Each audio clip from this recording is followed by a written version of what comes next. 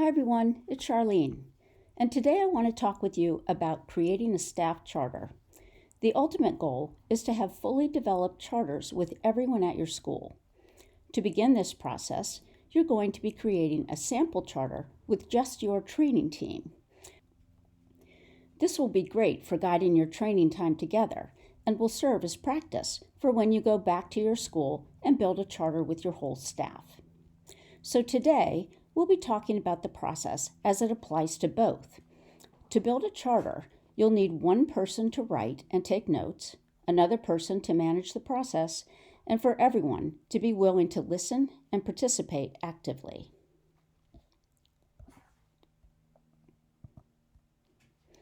The first step in creating a charter is to answer the question, how do we want to feel at school each day?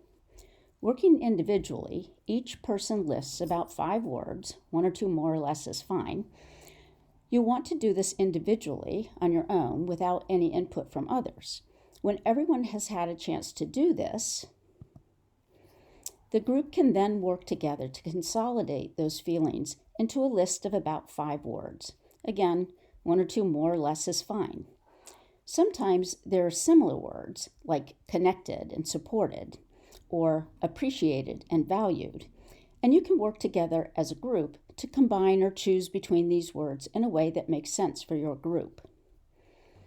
You want to make sure that you give people a chance to express what certain words mean to them and why those words are important to them before settling on the word or words you're going to use. I've worked with groups that have even invented their own words. For example, one group wanted to use the words gratefilled to express that working with students and seeing them succeed makes them feel both gratified and fulfilled. When you go through this process later with your full school staff, you might find it more manageable to have people work in small groups to start and then gradually come together as a full group to consider words at each step. For the purposes of this training, where you are creating a charter as an implementation team, you'll likely have an easier time landing on the 5 words.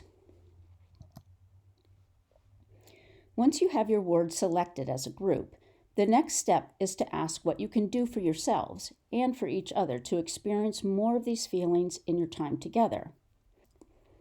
When thinking about the behaviors that will help you feel more of your charter words, you want to identify behaviors that are both specific and observable. So imagine I'm visiting your school and I have a copy of your charter on a clipboard. As I move through the school, would I be able to definitely tell that these behaviors are showing up? If a behavior is be nice, I would have a hard time knowing if that was happening because we might have different definitions of nice. So maybe we refine that behavior a bit to be clearer. Maybe something like greet each other by name. I could observe people greet each other by saying hi and using their names, so that's a check on my clipboard. For your training charters, you might have ideas like actively participate in the training. This might become behaviors like tune into live sessions, comment in training discussions, or contribute to your team planning discussions at least twice a week. When you create a charter with your whole school staff, pay attention in meetings will be more specific if we identify behaviors like wait until breaks to check email or have side conversations. We usually suggest that you come up with 1 to 3 behaviors for each feeling word, but know that some of the behaviors might cross over and apply to more than one word.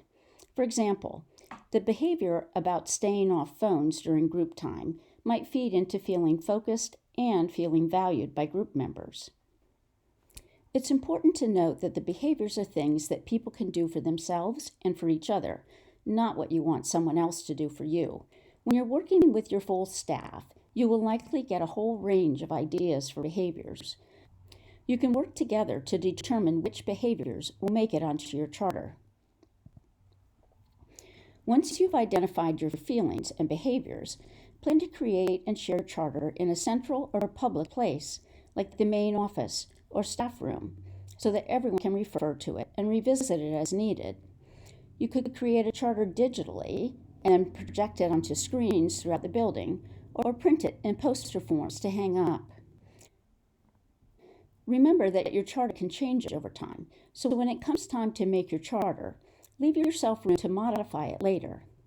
If you have a digital form, it'll be easy to make revisions, but if you stitch it into a quilt, you'll have a harder time changing anything.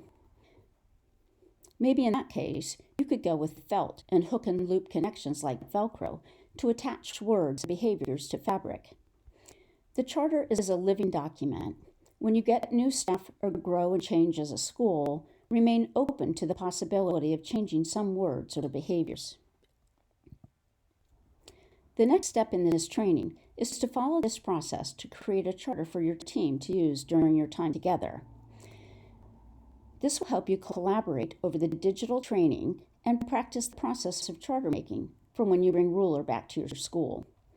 You can do this in your team workspace or meet in real time. We'd love to see your charters once you have them ready.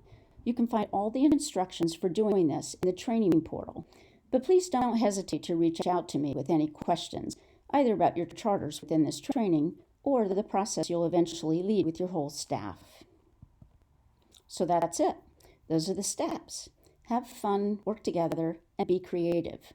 I'm really looking forward to seeing everyone's charters.